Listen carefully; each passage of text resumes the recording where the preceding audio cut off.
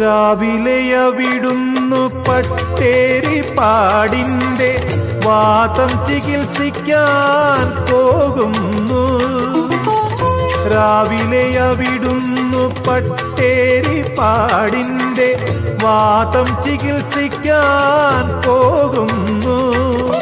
നാരായണീയമാ ദക്ഷിണയും വാങ്ങി നേരെ മധുരയ്ക്കു മടങ്ങുന്നു. ജീവിത ഭാഷ കാവ്യത്തിൽ പിഴയുമായി പൂന്താനം പോലെ ഞാനിരിക്കുന്നു. കൃഷ്ണ തോറ്റു ഞാൻ ഭഗവാനെ. ഹരികാംബോജി രാഗം